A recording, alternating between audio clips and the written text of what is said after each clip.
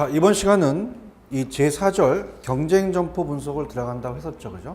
근데, 여기 교재를 다시 한번 펴볼게요. 그래서 제가 그 전에 대한 거를 우리가 만약에 나온다면은 좀 추가적으로 좀 더 설명을 해드릴 거는 그 89페이지 가시면 우리 접근성이라는 게 있었잖아요. 그죠? 그래서 이제 88페이지 가시면 접근성이라는 자체가 우리 시험 문제에 나온다면 최근에 이제 경향이 이렇게 또 나올 수 있을 것 같아요. 물어보는 경향이 만약에 여러분들 어떻습니까? 출근 방향에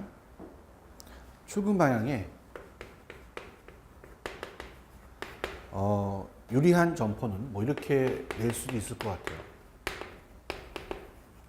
그럼 이런 것들은 어떻습니까? 우리가 편의점 같은 건 어떻습니까? 우리가 그 출근을 하게 되면요, 식사를 못 하고 나왔어요. 아침 식사를. 삼각김밥이라든지 뭐 우리가 죽이라든지 간단한 샌드위치라든지 뭐 이런 것들 이제 판매하는 뭐 아침에 판매할 수 있는 뭐 그런 것도 상품 만들 수가 있겠죠. 그다음에 이제 우리가 어떻습니까? 아이들이 이제 준비물 같은 초등학교 앞에 문구점이라든지 그다음에 간단하게 먹을 수 있는 스낵 코너 뭐 이런 것들이 이제 좋고요. 그다음에 이제 퇴근할 때 방향에 유리한 점포는 뭐가 있을까? 자, 퇴근하면서 이제 간단하게 이제 직장 생활하면서 주점에서 이제 술을 먹을 수 있고요. 선술집 같은데. 그 다음에 이제 제과점, 뭐 이런 게 있을 것이라는 거죠.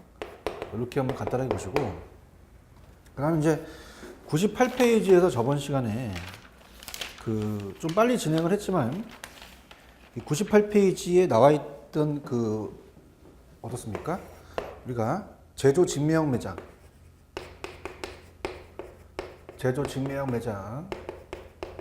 제가 나올 수 있다 그랬잖아요. 그냥 우리가 스파 이렇게 그냥 편법으로 그냥 스파라는 거 많이 들어보셨죠, 그죠? 그럼 어떻게 될까? 우리가 기획이라든지 한꺼번에 다 되는 제조에서부터 도매, 소매까지 모두 한 번에 다 한 회사의 지붕 안에서 이루어진다, 그죠? 스파다 그렇게 이제 여러분이 보시면 됩니다. 그래서 일관적인 운영이다 이렇게 해서 이런 것들을 이제 다시 한번 좀 체크해 봤고요.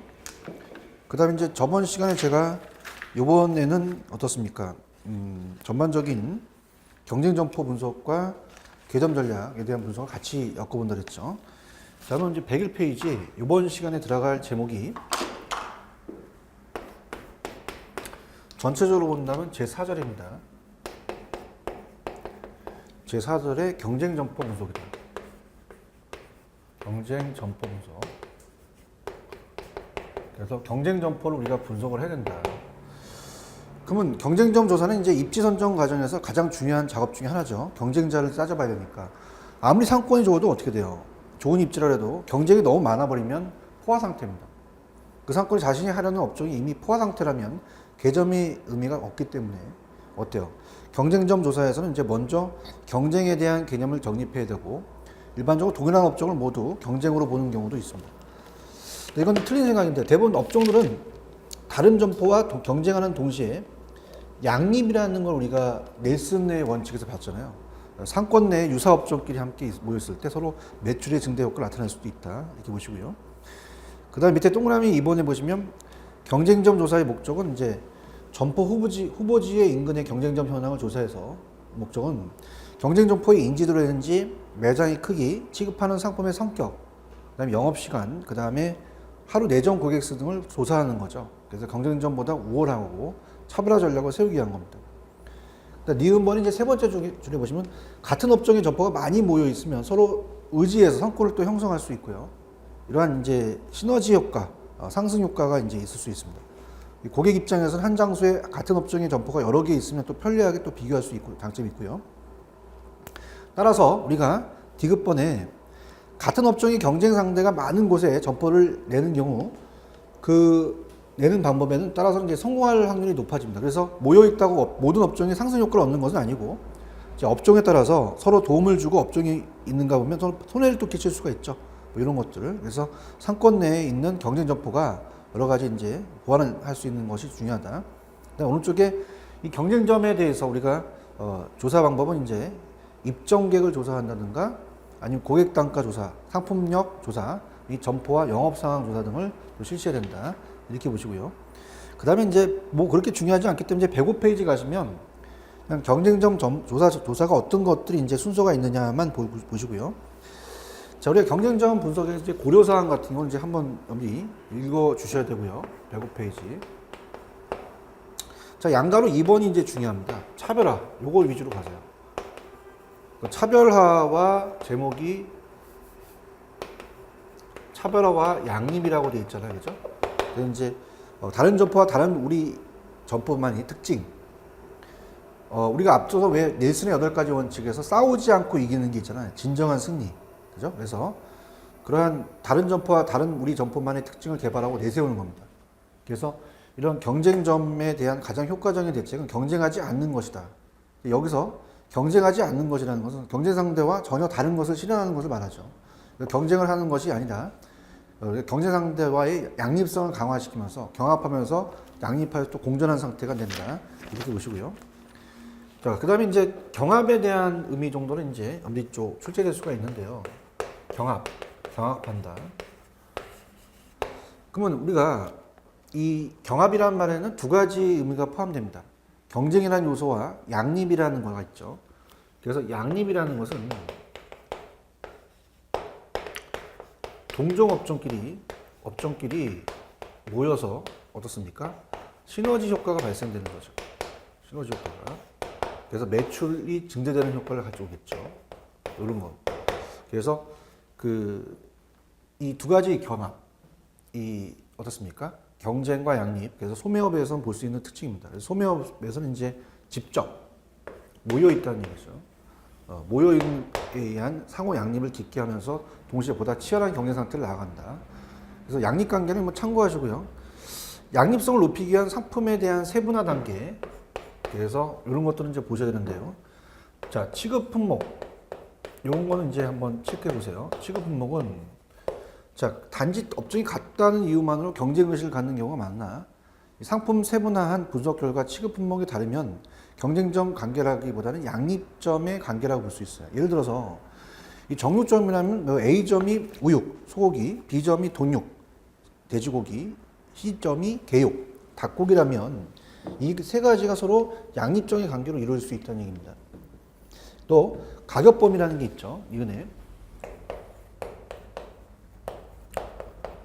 자, 가격범위는 어때요? 우리가 만일 주력 품종이 같고 차별화도 쉽지 않을 경우에 가격대를 이제 비교해 볼 수가 있죠. 그래서 이러한 주력 품종이 같다고 해서 서로 가격대가 틀리다면 우리가 어떻습니까? 저가 고가 차별, 이것은 경쟁점이라 볼 수 없고 양립점이 되는 것이죠. 그다음에 어떤 적정 가격이 또 중요하겠죠. 적정한 가격. 그래서 가격대도 같다면 동일 품종의 적정 가격을 또 비교하는 겁니다. 만일 적정 가격이 다르다고 해도 우리 점포의 적정 가격이 과연 생산성이 있는지 없는지를 다시 한번 살피는 게 필요하겠고요. 그 다음에 니을은 이제 어떻습니까? 적정 가격 대비 품질이죠. 품질이 얼마나 좋냐, 이런 것들 따져봐야 됩니다. 그래서 마지막으로 이제 적정 가격 같은 경우 품질을 통해서 경쟁 극복을 또 대책을 세워야겠죠. 같은 적정 가격 품목의 품질을 경쟁적인 품질보다 더 높게 유지해야 되고, 다른 건 뭐 상품화 조사 또는 적정 가격과 품질의 비교, 입지 조건의 조사는 뭐 입지 순위를 결정, 상권 범위의 크기 결정 요인, 상품 수준과 입지 수준, 경쟁점의 입지 조건 분석은 그냥 참고하시고요. 넘겨볼게요. 마찬가지입니다. 다른 데는 뭐 그렇게 중요하진 않아요. 그래서 요거 위주로, 근데 이제 제가 체크하는 거 위주로 가세요. 이쪽 파트는 이렇게 출제 빈도가 높진 않기 때문에 그냥 108페이지 가시면 어때요? 우리가 직접 방문을 통해서 경쟁점을 조사하죠. 경쟁점을 조사한다. 이 정도. 그래서 어떤 방법이 있어요? 앙케이트가 있죠. 직접 가서 앙케이트로 면접을 해서 조사하고요. 면접 조사가 있고, 그 다음에 어떻습니까? 등간격 추출법이라는 건 한번 읽어보세요. 계통적 추출법이라면서 이 모집단의 그 안에 있는 각 원소 또는 변량이 주기적으로 변동할 때 사용할 수 없으나 그것이 자연적인 질서를 이루었을 때 사용할 수 있는 어떤 여러 가지가 있는데, 이 등간격 이제 추출법이라는 건 보시고요. 자담회 같은 게 있겠죠, 그죠? 그래서 자담회 형식으로 이제 어떻습니까? 5, 6 고객들을 이제 대상으로 해서 할 수도 있고요. 벤치마킹 한다는 얘기 많이 들어보시잖아요, 그죠? 이때 벤치마킹은 그냥 용어 정리만. 자, 벤치마킹은 기업의 특정 분야에 뛰어난 업체의 우리 제품이나 기술, 경영 방식 등을 면밀히 분석해서 자기 회사의 경영과 생산 마케팅을 응용하는 게 벤치마킹이에요. 그래서 관리자의 조사 항목, 이제 고객관계 조사, 점포 운영 조사, 제목 위주로, 그다음에 상권 조사, 차별에 대한 전략 조사 그냥 가시고요. 조사 분석은 이제 상권 조사 같은 건 이제 점주 조사법 같은 거 어떻습니까? 이 상점 입구에 서서 이제 조사하는 게 이제 점주 조사고, 상품 정책 조사, 레이아웃 같은 거, 그러니까 점포 안에서 들여놓고 메모할 수 없기 때문에 점포 전체의 배치 상태를 기억해서 스케치가 가능한 레이아웃 조사, 이런 것들만 보시기 바랍니다. 여기는 이렇게만 볼게요. 그 다음에 이제 넘겨보시면 이제 112페이지에 경쟁 점포에 대한 경쟁점의 대책은 경쟁을 대책을 위한 필요사항은 상권의 변화에 민감해야 되고, 또 경쟁점의 출현에 민감해야 되고, 주변 업종 변화에 또 파악을 해야 되고, 주변 경기가 어떻게 흐르는지, 그다음에 외부 환경은 또 어떤지, 이런 것들. 그다음에 경쟁 점포의 출현과 대응은 한번 보세요. 요거는 이제 제가 좀 정리를 해드릴게요. 자, 여기서 이제 키가 되는 거는 112페이지에 있다고 보시면 됩니다. 여기는 거의 출제 빈도가 낮기 때문에 요것만 체크하세요. 맨 밑에 양가로 입원해 보시면, 자, 경쟁 점포의 출현과 대응입니다. 경쟁 점포의 우리가 출현과 대응. 자, 요거 정도는 좀 봐주세요. 그래서 우리가 상권에 대한 사전 장악이 있죠. 요건 우리가 좀 보는데요. 자, 제목이 상권에 대한 사전 장악입니다. 상권에 대한 사전, 미리 일이 벌어지기 전에 장악을 합니다. 자, 그래서 우선 경쟁점이 출현하기 어렵게 미리 상권에 대한 장악력을 가질 필요가 있어요. 그래서 예방적인 우리가 조치가 최선이라고 말할 수 있습니다. 또 자신의 업종이 어떤 유형에 속해 있는가에 따라 대처 방법도 달라질 수가 있는데요. 자, 집신형이라는 자체는 도심에 모인다는 얘기잖아요. 그죠? 또 이 경우 양립 상태에 있을 때 더 매출이 더 증가할 수 있지만, 어때요? 서비스업이나 판매업처럼 경쟁 점포가 많으면 시장 분할하기가 또 어려운 또 직면이 다가갈 수 있는데요. 자, 이걸 한번 여러분이 적어보세요. 만약에 시험 문제가 이런 식으로 이제 변형해서 나올 수가 있는데, 113페이지 메뉴에 나와 있는 것들을 지금 한번 정리해서 제가 해드린다면, 어떻습니까? 이제 만약에 취급 상품이 같고 가격이 다르다, 가격이 같다. 그럼 어떻습니까? 이때는 이제 우리가 경쟁 점포가 되겠죠. 경쟁 점포가. 근데 취급 상품이 같고 가격이 다르다? 그럼 이제 우리가 양립하는 점포다. 이렇게 생각하시면 됩니다. 그래서 이렇게 양립할 수 있다. 이렇게 서로 이제 우리가 양립할 수 있다는 자체를 꼭 체크하시기 바랍니다. 자, 그 다음에 이제 우리가 이 정도로 이제 봤고요. 점포 개점 전략으로 한번 들어가도록 할게요. 자, 여기도 이제 출제 빈도가 낮습니다. 그래서 전반적인 걸 본다면, 이번 시간은 이제 우리 상권 분석에 대해서 정리를 할 건데요. 우리가 상권에 대한 지금 분석 파트를 배우고 계시죠. 제1장. 자, 가장 중요한 게, 자, 다시 한번 정리를 해드리면, 상권 분석이 가장 중요합니다. 그죠? 그러니까 여기가 이제 우리가 별표가 2개라고 볼 수 있어요. 가장 중요하죠. 그래서 점포 개설할 때 상권 분석을 해서 우리가 앞쪽에서 60%에서 65% 차지하고요. 자, 지금 2장에서는요. 자, 그럼 어떻습니까? 상권 분석을 해서 이제 입지를 어디다 할지 입지 분석을 합니다. 그래서 35%에서 40%를 차지해요. 그죠? 그럼 나머지는 3장 출점에서 이제 나오는데, 출점은 거의 출제가 잘 안 된다고 보시면 돼요. 출점은 우리가 어떻습니까? 개별 점포 분석이다. 이렇게. 제협점 점포 분석은 그냥 우리가 책에 확인만 하고 그냥 가도록 할게요. 자, 페이지 115페이지 가시면 확인만 하는 정도로 가고, 우리가 이제 앞쪽 배웠던 점포 개점 전략뿐만 아니라 도소매 입지에서 연습 문제에서 중요한 것들만 좀 제가 문제를 선별해서 나올 수 있는 것들만 좀 선별해 드리도록 하겠습니다. 자, 갑니다. 자, 115페이지 맨 마지막 우리가 제3장 제목으로는 이제 점포 개점 전략이죠. 자, 그래서 이제 이 소매 점포를 개점하라는 경우 가장 우선적으로 고려해야 할 점포 입지이고요. 매출이 확실하게 보장되는 점포는 한정되어 있으므로 그러한 입지를 확보하기 위해서는 앞에서 논의한 여러 가지 기법들을 활용해서 치밀한 분석을 해야 돼요. 근데 갭점 입지에 대한 법률적 검토에서는요, 상가 임대차 법 정도는 좀 체크해 보세요. 우리가 타인의 건물 임차하는 경우가 많습니다. 그래서 상가 임대차 법은 주요 내용을 알고 있어야 되는데요. 이 법은 임대차 등기가 없더라도 임대인이 건물을 인도하고 부가가치세법, 소득세법, 법인세법 등의 규정에 의해서 사업자 등록을 시작한 날부터 제3자에 대한 효력이 생깁니다. 그래서 넘기시면 우리가 민사집행법에 의한 경매 또는 우리가 국세징수법에 의한 공매 시 임차 건물의 환가대금에서 후순위 권리자 또는 그 밖의 채권자보다 우선해서 보증금을 변제받을 수 있는 게 우리가 장치가 되어 있죠. 그 다음에 임대료 규정은 임차인이 5년 범위 내에 임대료를 12% 이상 올리려고 할 때 이 법을 통해 보호받을 수가 있습니다. 법적 보호를 받기 위해서는 확정일자를 받아야 된다는 걸 많이 들어보시죠. 확정일자를 받아야 됩니다. 그래서 받으면 전세권 등기 효과 같은 법적인 효력을 갖게 되고요.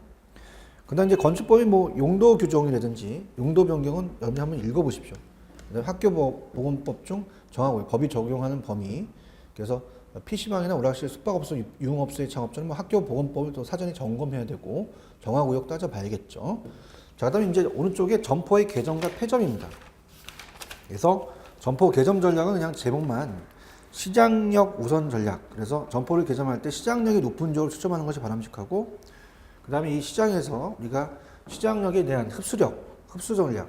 그래서 시장에 대한 맞는 규모와 형태로 또 출점해야 됩니다. 그 다음에 인지도 확대 전략. 그래서 점포 개점 지역에서 인지도를 높이기 위해서는 상품이나 체인을 인지시키는 광고뿐만 아니라 그 점포 그 자체를 인지시킬 수 있도록 고객과의 접촉 횟수를 늘리는 것이 또 중요하겠죠. 자, 그러면 117페이지 요거는 최근에 시험 문제 나왔습니다. 우리가 토너먼트죠. 우리가 이제 요게 253페이지를 가시면 미리 한번 볼게요. 우리가 253페이지에 기출문제 16번에 나왔습니다. 그래서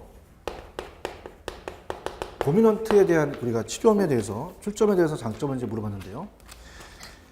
우리가 이제 이따 보겠지만 이 도미넌트는 하나의 특정한 상권에 여러 개의 점포를 집중 배치시키는 거가 우리가 도미넌트입니다. 그러면 어떻습니까? 하나의 특정한 상권에 여러 개의 점포를 집중 배치시키니까 경쟁자의 시장 진입을 차단시킬 수 있고요. 같이 모여 있으니까 물류 및 점포 관리의 효율성이 증대되고 상권 내 시장 점유율을 높일 수가 있습니다. 그다음에 브랜드 인지도 및 마케팅 효과 개선이 가능한데요. 자, 253페이지 가시면 우리가 어떻습니까? 16번을 보시면 우리가 도미넌트의 출점의 장점으로 가장 거리가 먼 것은 관리가 용이하고 물류와 배송이 편리하다. 그 다음에 경쟁점의 초점을 제약시키는 유리하다. 특정 상권의 시장 점유율을 확대한다. 단위 점포의 매장 면적을 키우는 유리한 건 아니죠. 우리가 하나의 특정한 상권에 여러 개의 점포를 집중시키는 거지. 자, 5번에 보시면 단위 점포의 매장 면적을 키우는 건 유리한 게 아닙니다. 자, 넘겨보시면 우리가 점포 계약 전략 시 수립 시 검토 사항은 상권의 현황을 파악하고 유동인구 중요하죠. 흐름 파악, 통행량 조사, 상품별 입지 확인, PR 점포 입지는 점포 주변에 같은 업종에 큰 점포가 있는 곳, 상권이 확대되는 곳, 그 다음에 맞은편에 또 점포가 없는 경우, 유동인구가 그냥 흐르는 경우, 그 다음에 업종이나 주인이 자주 바뀌는 점포, 임대료나 권리금이 유난히 싼 점포, 점포 입지의 중요성도 한번 읽어보시고요. 자, 내정객 조사는 이제 어때요? 점포의 방문자에 대해서 조사원이 질문지를 기초로 조사하는 거죠. 표본수는 이제 절대적인 크게 정해져 있는 거 아니라 대략 방문자 수의 15에서 20% 적당하고요. 넘겨보시면 내정객 조사의 내용은 이제 방문 빈도, 방문 사유, 그다음에 교통수단, 어떤 걸 타고 왔느냐, 도보냐, 자전거냐, 전철이냐, 소요 시간은 얼마만큼 걸리냐, 자택에서 점포까지, 만족도는 이제 매우 만족, 만족 이렇게 설문지를 돌리죠. 만족과 불만의 이유, 경합점, 그다음에 이용 및 희망 사항, 조사 대상자의 특성 이렇게 보시는데요. 자, 요거는 이제 한번 볼게요. 우리가 이제 만약에 앞쪽에서 배웠던 우리가 내점객 우리가 조사 방법 중에서 지금 보시는 고객 이 점표법이 있습니다. 그래서 앞쪽에서 CST 기법이라는 게 있었잖아요. 소비자 분포 기법, 유추법이라고 하죠, 우리가. 그래서 고객을 주로 지도에 이제 표시를 하는 겁니다. 그죠? 그래서 애플바움이 얘기하죠. 소비자들이 획득한 직접 정보를 이용해서 1차 사건과 2차 사건 이런 것들을 이제 확정하는 기법이다. 그래서 먼저 점포에 출입하는 고객들을 무작위로 인터뷰해서 고객의 거주자나 출발지를 확인하고 이를 지도 위에 또 격자 도면을 표시해서 고객을 점표도를 작성한다. 그래서 이러한 대상 점포에 쇼핑하는 고객들의 지리적 분포가 나타나고 또 인구를 또 계산할 수 있고 또 매상고를 추계할 수도 있고요. 이런 것들. 실제 조사 방법은 뭐 드라이빙 레스트, 직접 면접 이런 것도 있다. 그다음에 2차 자료 이용법은 이제 타임 폐업, 시간, 요금 이런 것들을 점포에서 역까지 전철과 버스 노선별 시간과 요금은 얼마나 되느냐 상권을 파악하고요. 그다음에 이용되는 교통수단은 뭔지, 그다음에 2차 자료에 의한 방법도 있고요. 판매 기록 이용법 이런 것도 이제 보시기 바랍니다. 고객 명부 같은 걸 이용하겠죠. 유동인구 조사 같은 거라든지, 그 다음에 이제 업종 전환과 폐점은 그냥 제목 위주로. 업종 전환과 폐점은 이제 상권의 환경 변화와 대체, 폐점을 검토하고, 그럼 폐점 시 검토할 사항은 시장 규모와 매출 규모를 평가한 다음에 시장 성장성과 손익분기점이 안 맞으면 폐점을 결정하겠죠. 됐습니다. 이렇게 하고요. 우리가 제가 아까 말씀드렸듯이 앞쪽에서 좀 놓쳤던 부분에 대해서는 문제, 특히 이제 계산 문제 같은 게 어려울 수가 있는데요. 자, 천천히 한번 풀어볼게요. 그래서 우리가 조금 여러분들이 풀기에는 어려운 것들을 제가 한번 선별해 봤습니다. 그래서 그 문제가 150페이지로 가볼게요. 150페이지 문제 상당히 어려워요. 그래서 이거는 여러분들이 혼자 풀기는 힘들 것 같아서 좀 도와드리도록 하겠습니다. 자, 앞에서 배웠기 때문에 왔다 갔다 하진 않겠습니다. 여러분들이 또 왔다 갔다 하면 힘드시니까 나중에 동영상을 보시면서 그걸 앞쪽에서 찾아주시기 바랍니다. 자, 페이지 150페이지에 나와 있는 13번은 굉장히 난이도가 높아요. 자, 이런 것들은요, 특히 이제 계산 문제라든지 이런 것들이 여러분의 시간을 또 굉장히 많이 차지하는 부분입니다. 그래서 이 지문이 짧거나 이런 것들은 좀 간단하게 풀 수가 있는데 이런 것들이 이제 노린 거죠, 여러분들을. 자, A 지역의 유통점포들의 총 매장 면적은 10만 제곱미터이다. 총 매장 면적이 이제 밑에 내려가겠죠. 자, 명의는 A 지역에 조만간 2만 규모의 비할인점이 개점하고 한다. 그럼 A 지역의 1차 상권 내 가구 수는 15만이고, 그 다음에 할인점에 지출할 수 있는 금액은 가구당 월 20만 원. 그 다음에 전국 할인점의 평균 제곱미터당 매출액은 월 20만 원이다. A 지역 향후 10년 동안 주변의 주택이 3만 가구가 증가하고 시청 및 대기업이 인접하여 이취할 예정이다. 그럼 비할인점이 입점에 의한 의사결정 중 가장 적절한 것을 고르시오. 이렇게 돼 있죠. 자, 그러면 어떻게 되게 될까? 우리가 IRS를 이제 구해야겠죠. 그래서 IRS는 어떻습니까? 우리가 그 한 지역, 밑에 해설이 있지만 한 지역의 시장 지역의 내 특정 소매업태, 집적 소매시설의 단위 면적, 매장 면적당 잠재 수요라는 건 여기서 말하는 건 현재 수요를 얘기를 해요. 표시한 것이다. 그래서 자, 위에 해설이 있지만 그냥 바로 들어가 볼게요. 자, IRS는 어떻습니까? 우리가 높아야 좋은데요. 지금 얘기했던 이 잠재 수요는 미래가 아니라 현재입니다. 현재다 이렇게 봤을 때 이게 높고 이 면적이 낮아야지만 경쟁이 심하지가 않다 그랬죠. 그죠? 그중에 상점이 적고 경쟁이 낮다는 얘기예요. 자, 그러면 어떻습니까? 우리가 이 잠재 수요를 봤을 때 지역 시장의 총 인구가 아까 15만 가구였죠. 15만 가구고 곱하기, 자, 여러분들 뭐 적을 필요 없습니다. 위에 어느 쪽 해설이 있으니까. 가구당 특정 업태에 대한 지출액이 20만 원이라고 그랬어요. 그죠? 20만 원. 그래서 이제 우리가 전체가 10만 제곱미터죠. 이렇게 10만 제곱미터다. 단위는 쓰지 않고 그냥 10만이라고 할게요. 그럼 이걸 나눠 보게 되면 오른쪽에 해설도 있지만 우리가 30만 원이 나옵니다. 30만 원이 나오고. 자, 이건 현재에 대한 거고요. 만약에 이제 미래에 어떻습니까? 추가적으로 비점포를 추가적으로 넣었다?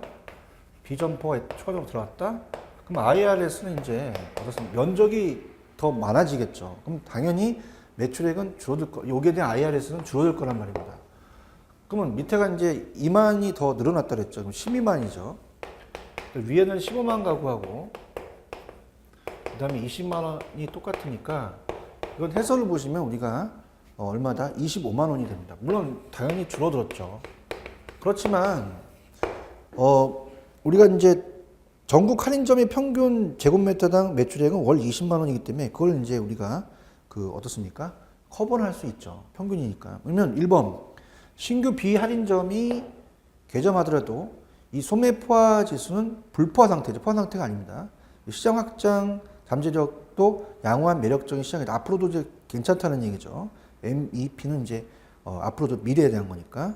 그래서 뭐 현재도 매력적이다. 그죠? 우리가 25만까지 갈 수 있으니까 20만이 전체라면 평균이라면 그래서 20만 자체가 이제 전체에 대한 매출액이라면 그러면서 이제 어떻습니까? 현재도 좋고 그다음 앞으로 인구가 증가한 예상이므로 앞으로 이제 뒤에 보시면 어떻게 돼요? 10년 동안에 이 인구가 증가하고 또 시장 어떤 시청 대기업이 인접해 위치할 예정이 있다. 그러면 앞으로 좋으니까 더 양호한 매력적이라는 것은 1번은 맞는데요. 자, 2번 현재 소매 포화 지수가 포화 상태는 아니죠. 아까 불포화죠. 이것부터 틀렸네요. 그 다음에 이제 3번은 소매 포화 지수는 불포화 상태 상권은 좋은 건 맞는데 어때요? 장래도 좋죠. 미흡한 시장이 아니죠. 그 다음에 이제 4번도 포화 상태가 아니라 불포화잖아요. 그죠? 그래서 보시면 되고 5번도 맞아요. 현재 IRS는 가포화 상태다 틀렸죠. 그죠? 그래서 그렇게 해서 여러분들 딱딱딱 집어내셔야 됩니다. 그래서 1번이라는 걸 딱 보시면 되는데 전반적으로 이제 이거는 계산이 있으니까 근데 좀 어려웠던 거죠. 그죠? 그래서 20만, 30만, 25만만 냈으면 충분히 이제 할인점이 전국 평균이 매출액 월 20만 원이니까 그만큼 어떻습니까? 현재에도 매력적이다. 이렇게 보시면 되고요. 그 다음에 이제 또 문제를 보시게 되면 151페이지 15번 정도도 여러분이 좀 피부로 많이 좀 어렵게 느껴지시죠. 그래서 자격증 시험이 지금 151페이지에 대한 그 15번은 뭐 크게 계산하는 건 아니고 찾아내는 건데요. 이 수강생, 수험생들은 이 숫자만 나오거나 박스가 나오면 굉장히 불안해 하십니다. 그래서 풀어드리겠는데요. 자, 15번입니다. 5개 지역에서 IRS, 우리가 소매 포화 지수와 MEP, 시장 확장 잠재력 지수를 측정한 자료이다. 이 자료로 분석한 결과 가장 올바른 거 이렇게 돼 있죠. 자, 그럼 어떻습니까? 우리가 천천히 가보겠는데요. 자, 우리가 여러분들 보세요. IRS를 고려할 때 가장 매력적인 지역은 IRS 가장 낮은 D 지역이다. 자, IRS가 높아야 되잖아요. 그죠? 그래서 IRS가 가장 높은 B 지역이다 이렇게 가셔야죠. 그 다음에 2번. 자, 2번이 정답인데요. 우리가 IRS를 고려할 때 가장 매력적인 지역은 B 지역이죠. 맞고요. 그다음 IRS 값이 가장 크게 되니까 2번이 맞아요. 그다음에 MEP라는 자체는 이제 미래죠. 매력적인 이제 미래인데 가장 매력적인 지역은 모두 지역 중 MEP 값이 가장 낮은 D 지역이다. 그럼 D 지역이 어떻습니까? 낮으니까 매력적이지 못하죠. 미래가 좋지가 않죠. 그다음에 IRS와 MEP를 동시에 고려할 때 두 지수 값이 차이가 가장 작은 D 지역이 가장 우리가 선호한다? 그렇지 않죠. 그죠? 우리가 그렇게 이제 보지는 않아요. 그죠? 그래서 이제 자체가 이제 우리가 낮은 게 선호하는 게 아니죠. 그래서 둘 다 높아야 되죠. 그죠? 높은 게 좋습니다. 그 다음에 IRS, MEP를 동시에 고려할 때 더 큰 값을 가지고 있는 지수로 평가하기 때문에 MEP만 가지고 고려하는 게 아니죠. 같이 고려해야 됩니다. 뭐 이런 것들에서 우리가 정답은 2번인데 풀어보면 그렇게 어렵진 않은데 처음에 우리가 접했을 때 굉장히 겁을 먹을 수가 있다는 얘기고요. 그 다음에 이제 뭐 이제 계산 문제는 좀 그렇고 155페이지에 가시면 20번 문제 볼까요? 20번. 자, 쇼핑몰이라는 걸 배웠어요. 그러니까 일반적으로 우리가 의류 전문점들이 다수 입점하고 있다. 그럼 다음 중 쇼핑몰이 의류 전문점에 입지 적합한 이유가 아닌 것은? 자, 어떻습니까? 우리가 쇼핑몰 관리자는 점포의 외부 환경을 관리해주기 때문에 쾌적한 쇼핑 환경을 유지할 수가 있죠. 그 다음에 우리가 경쟁력을 높일 수 있도록 집단을 이룬 유사한 점포 집단이나 각각의 개별 점포가 자유롭게 영업시간을 조정할 수가 있다는 게 안 되잖아요. 이게 틀렸죠. 단점이죠, 이게. 그래서 영업시간 등을 업주가 일방적으로 통제하는 등 운영이 간섭되기 때문에 자유로운 경영이 어렵습니다. 그래서 이게 이제 정답이 되고, 자, 규모가 크고 다양한 점포를 구성할 수 있는 장점이 있어서 개별 점포에 비해 고객 흡입력이 있다는 건 매우 크다는 건 맞고요. 의류 전문점과 동일한 혹은 유사한 표적 고객을 대상으로 하는 점포들이 복합적으로 입점하고 있죠. 그 다음에 이 쇼핑몰 관리자가 개별 점포, 점포 경영자의 쇼핑 고객 모두에게 이제 높은 수준의 안정을 또 제공해 주기도 합니다. 자, 그 다음에 이제 바로 이제 21번도 한번 체크해 볼게요. 자, 이것도 이제 좀 다루지 않았던 건데, 4번이 정답인데요. 자, 이런 것들도 한번 보셔야 됩니다. 자, 물품을 구매할 수 있는 기능을 포함하고 있으며, 동시에 음식, 여가, 오락의 기능을 함께 제공하는 쇼핑센터로 레스토랑이나 엔터테인먼트 시설 목적 점포 역할을 한다. 우리가 엔터테인먼트 같은 거는 이제 여러 가지 이제 오락 이런 거잖아요. 그래서, 그러면 이건 좀 페스티벌 하는 거다. 축제 분위기다. 그래서 다양한 유형의 소매 점포가 위치하여 쇼핑은 물론 음식점과 여가 오락시설을 함께 제공하는 페스티벌 센터다. 그래서 소매 점포보다는 이제 엔터테인먼트 시설이 이제 목적 점포 역할을 한다는 걸 좀 체크를 해 보셔야 됩니다. 자, 그 다음에 23번으로 갑니다. 자, 23번으로 가시면, 자, 어때요? 계획된, 자, 23번에 이제, 23번은 아까 풀었네요. 23번은 이거 풀었고요. 저거는 이제 풀었으니까 그렇게 하고, 그 다음에 이제 158페이지 16번. 자, 16번. 자, 158페이지 16번도 여러분들이 좀 주의 있게 보실 게, 우리가 이제 글상자 내용과 가장 일치하는 우리가 점포 형태를 고르시오. 이렇게 돼 있죠. 자, 일단은 정답은 1번입니다. 다양한 형태의 점포와 다양한 구색의 상품을 제공해서 쇼핑과 오락을 결합시키는 것은 테마센터예요. 1번. 그래서 테마센터다. 그래서 이거를 테마형 쇼핑센터라고 합니다. 테마형 쇼핑센터다. 이렇게 얘기를 해요. 그래서 이제 밑에 해설이 있지만 다양한 점포, 우리가 다양한 구색의 상품을 제공해서 쇼핑과 이 오락을 결합하는 건 첫 번째 기억에 이제 맞는 거고요. 초기에 해당 점포 형태를 계획할 때 입점 업체에 대한 믹스를 계획해서 균형 잡힌 상품 구성을 제시하고 각각의 소매 업체들을 점포의 외부 환경에 대한 고민을 해당 관리 업체에게 위임할 수 있고요. 최근 우리나라에서는 이제 많이 설립되고 있습니다. 고객의 요구에 맞게끔 진화되고 있다. 이게 보고요. 그 다음에 이제 우리가 이 네이버후드 센터 같은 경우는 제일 좁은 곳이잖아요. 동네 슈퍼마켓 같은 거. 카테고리 킬러 같은 거는 뭐 여러분들이 배우셨고요. 그 다음에 이제 뭐 여러 가지 뭐 내용도 이제 여러분들이 다 앞쪽에서 다 배우신 거잖아요. 근데 자, 우리가 2번 같은 경우는 자, 요거는 좀 체크해 보세요. 자, 키오스코라는 것도 있다. 키오스코는 우리가 영어로 키오스크라고 하는데요. 자, 얘는 한번 필기를 한번 해보세요. 자, 이 쇼핑몰이 공용구역에 설치되는 판매 공간입니다.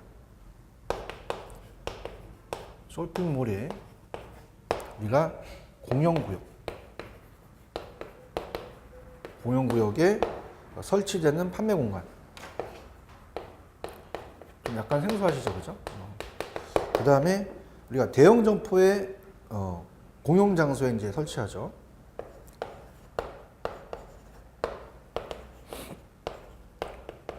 대형 점포에 어떻습니까? 공용 장소에 설치한다. 그 정도. 그 새로운 상품 판매 정규포를 개설하기에 실험적으로 새로운 개발한 판매, 얼마나 판매할 것이냐 그런 건 이제 키오스크인데 참고적으로 그냥 적어 놓으시기 바랍니다. 그죠? 공용 장소 또 공공 장소에 이렇게 해서 새로운 상품의 판매, 점포, 이 정규 점포를 개설하기 전에 실험적으로 이제 새로운 개발을 해서 얼마나 판매할 건지 따지는 게 키오스크다. 이렇게 해서만 정리해 주시고요.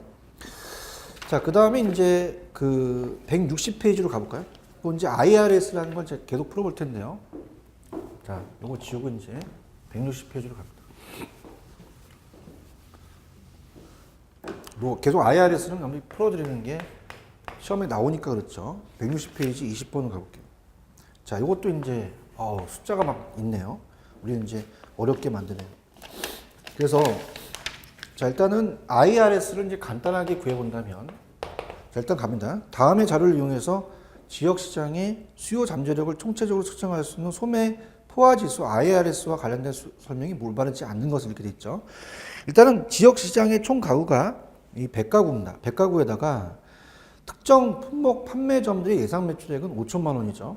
그다음에 특정 품목 판매점에 대한 매장 총 합계 면적이 1000이니까 밑에가 1000이 들어가죠.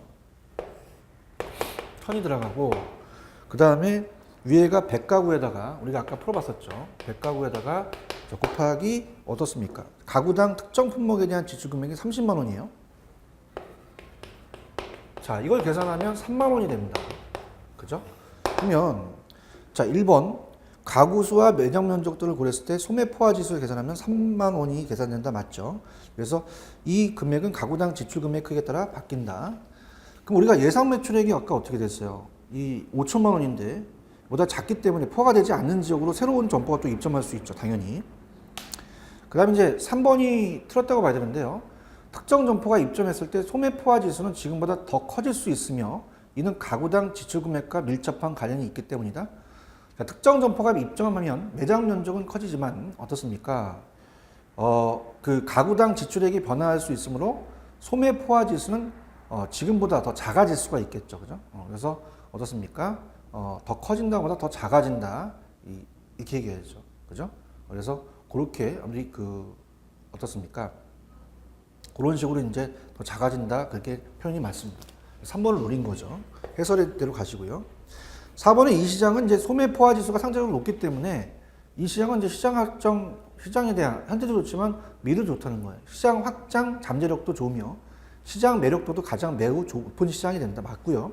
그 다음에 소매 포화 지수만을 보고 시장 확장 잠재력을 예측할 수는 없습니다. 자, 이건 이제 현재에 대한 거죠. 잠재 수요라고 해도 또 현재 수요를 얘기합니다. 그래서 맞고요. 그래서 따라서 시장 확장 잠재력은 향후 발생할 수요를 예측할 으로써 계산을 할 수 있어야 된다는 얘기죠. 그렇게 보시면 됩니다. 그래서 이제 정답은 3번만 틀렸다고 볼 수 있고요. 그 다음에 163페이지로 갑니다. 163페이지 가시면 26번 정도. 자, 163페이지 26번으로 가볼게요. 자, 상권 평가 방법에 대한 설명 중 올바르지 않은 것은 자, 일단 1번 시장 구매력을 측정하는 BPI가 있었죠. 이건 뭐예요? 인구와 소매 어떤 매출, 유효, 소득 등에 대해 전체 규모와 특정 지역의 규모를 이용하여 계산하는 방법. 맞아요. 그 다음 2번 우리가 판매활동 지수죠. SAI. 다른 지역과 비교한 특정 지역의 1인당 소매 매출액을 측정하는 방법으로 인구를 기준으로 소매 매출액의 비율을 계산하게 된다. 맞고요. 정답은 3번입니다. 자, IRS는 어떻게 됩니까? 우리가 현재를 얘기한 거죠. 그래서 부가적으로 비거주자의 구매력 또는 특정 기업체의 대량 구매 또 소수 거주자의 대량 구매 등을 평가할 때 SIR 값을 보완할 수가 있다.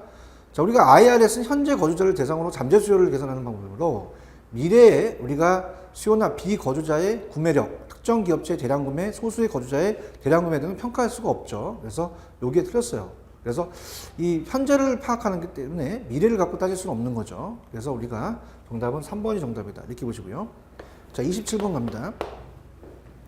자, 입지 후보지의 상권 규모를 측정하기 위한 시장 잠재력 평가 중 올바르지 않는 것은 자, 일단은 뭐 쭉 봤을 때 일단은 4번 소매 포화 지수는 특정 소매 업체의 잔이 면적당 잠재 수요를 표현해서 우리가 이에 근접해서 좋다라는 거죠. 좋은 거고요. 그 다음에 27번은 5번이 정답이죠. 자, 어떻습니까? 우리가 이 소매 포화 지수가 낮으면 수요에 비해 특정 업체의 면적면이 상대적으로 더 작다는 것을 의미한다? 아니죠. 우리가 낮다는 자체는 수요에 비해 매장면이 상대적으로 더 커서 경쟁이 심하다는 거죠. 그죠? 그래서 정답은 5번이다.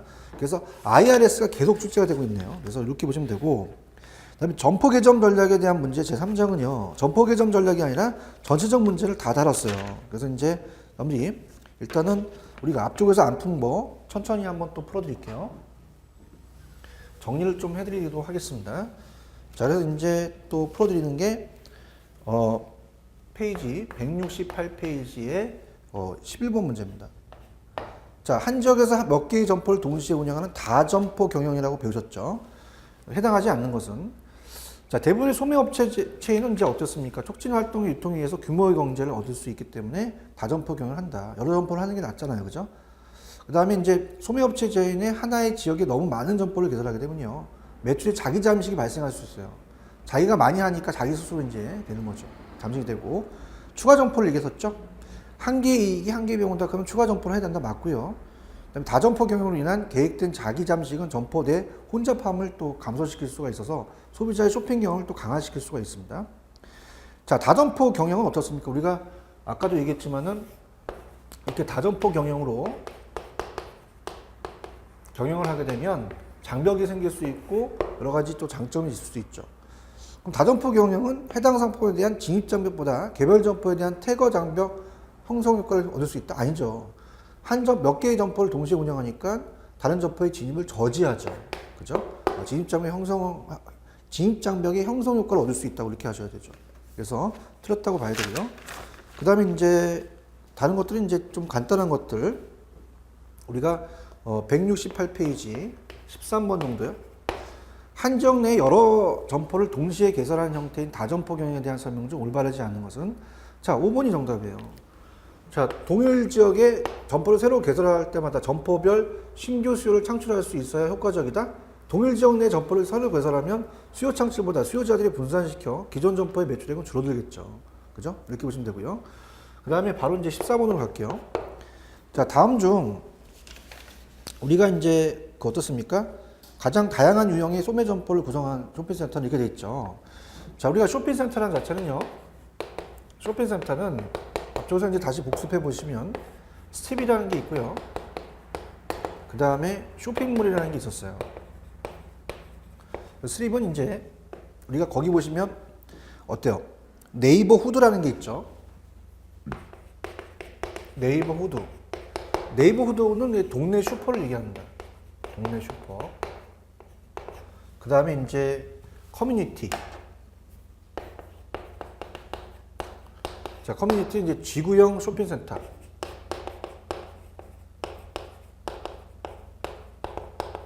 그래서 한 중간으로 본다면 이거는 제일 작고 규모로 본다면 중이고 그 다음에 제일 큰 게 파워죠. 파워가 제일 크다.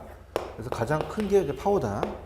그래서 이제 여기서는 어떻게 돼요? 가장 다양한 유형의 쇼핑센터 점포를 구성하는 쇼핑센터는 우리가 어떻습니까? 아까 페스티벌 같은 건 봤었죠.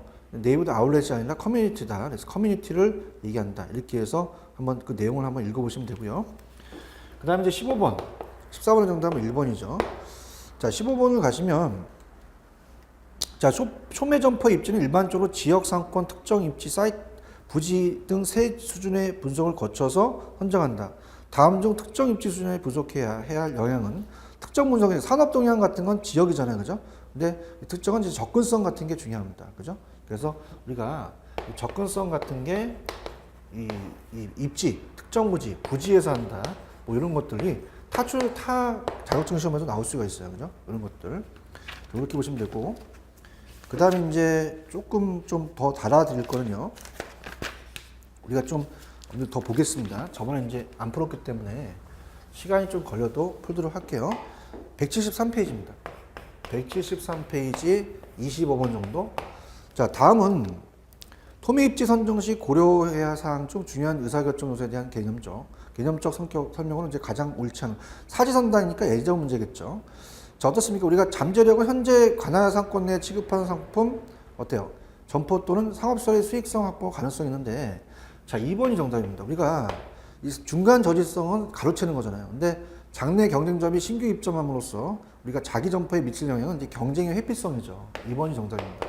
양립성은 상호 보완 관계고 고객이 서로 흡입할 가능성이 있고요. 누적적 흡입력은 이제 같이 모여 있어도 고객을 끌어당긴다. 이렇게 보시면 되고요. 자, 넘기시면 이제 26번, 27번을 보는데 자, 우리가 다음 중 노면 독립 입지는 관련된 설명 가장 멀은 것은 정답은 이제 1번이 정답이죠. 자, 노면 독립 입지는 어떻게 독자적으로 상권 개발을 하기 위해서 고객층을 새로 형성하기 위해서 우리가 공격적 마케팅 전략보다는 기존에 형성되어 있는 환경에 적응이 필요하다. 우리가 기존에 아무것도 없잖아요. 그죠? 혼자 있으니까 알려야 되잖아요. 그죠? 그래서 노면 독립 입지는 혼자 멀리 있습니다. 그래서 가시성이 높아야 되고 임대료가 낮아야 되고 선매품, 편의품점은 안 되겠죠. 그죠? 그래서 노면 독립 입지는 다른 소매 업체들과 지리적 떨어진 지역을 의미합니다. 그렇기 때문에 노면 독립 입지에서 독자적 상권 개발을 하기 위해서는 고객층을 새로운 형성하기 위한 공격적 마케팅 전략이 보다 효과적이죠. 그래서 정답은 1번이 정답이다. 이렇게 보시면 됩니다. 그 다음에 이제 다른 것들은 3번에 노면 독립 입지는 혼자 독립적으로니까 다른 소매 업체들을 지리적으로 떨어져 있는 지역이고요. 그 다음에 노면 독립 입지는 단점은 다른 점포와의 시너지 효과가 혼자 떨어져 있으니까 결여되어 있습니다. 고객을 유인하기 위해서 상품 가격, 판촉 혹은 서비스를 특별하게 이제 제공한다. 이렇게 보시고요. 풍김의 27번도 봅니다. 일단 정답은 1번이고, 자, 27번을 가시면 다음 중 어떻습니까? 그 개별 점포의 접근성 분석에 대한 설명 중 가장 거리가 먼 것은 답만 볼게요. 2번이 정답입니다. 자, 상권 내 구역상 소득 차이는 점포의 접근성에 관계가 없고 접근하는데 영향을 미치지 않는다? 아니죠. 우리가 이 구역상 소득 차이는 동행 방법의 차이를 가져올 수도 있어요. 대중교통수단을 이용하는가 아니면 자가용으로 가는지 구역 간 소득 차이가 점포의 접근성 관계가 있죠. 그래서 우리가 2번이라는 거 이렇게 보시기 바랍니다. 그래서 특히 4번 접근성이 좋은 점포는 차량의 흐름 빈번한데 교통 혼잡은 일어나지 않는 것이 좋다. 그래서 이렇게 보시면 되고요. 그 다음에 몇 문제만 풀고 마치도록 하겠습니다. 자, 176페이지 가시면 31번 정도를 볼게요. 자, 다음은 한 유통기업의 특정 상권 내에 다점포 전략을 추구하는 경우에 대한 설명이다. 가장 거리가 먼 것은. 자, 어떻습니까? 우리가 그 유통기업 특정 상권의 다점포 전략을 사용하는 것은 다사점포 사이의 경쟁을 유발하여 전체적인 성과를 높임과 동시에 경쟁 점포의 출점에 대한 장벽을 구축하기 위한 것이다. 맞습니다. 장벽. 그죠? 근데 2번이 틀렸는데, 자, 우리가 어때요? 이 유통기업이 특정 상권의 다점포 전략을 사용할 경우 경쟁 점포가 출점할 수 있는 입지를 미리 선점할 수 있고 고객 충성도가 향상된다?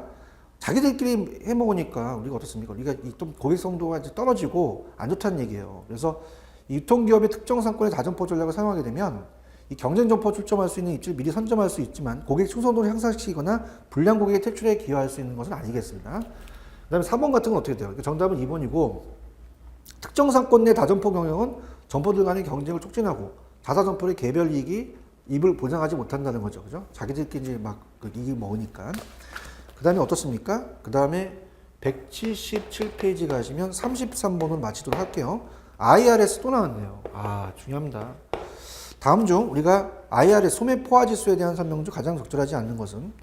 자, IRS는 어떻게 돼요? 우리가 이 IRS는 잠재 수요라는 자체가 MEP가 틀려서 이건 현재를 얘기하죠. 수요가 많아야 되면 클수록 좋고 면적은 많다는 건 경쟁이 심하기 때문에 작아야 되죠. 그죠? 그래서 신규 점포에 대한 시장 잠재력을 측정하는 사용할 수 있다. 값이 클수록 공급보다 수요가 상대가 많다. 한 지역의 미래의 시장 확장에 대한 미래에 대한 거를 따진다는 건 뭐예요? MEP죠. 그래서 3번은 전혀 상관이 없잖아요. 그죠? 그래서 3번이 정답이다. 이렇게 봅니다.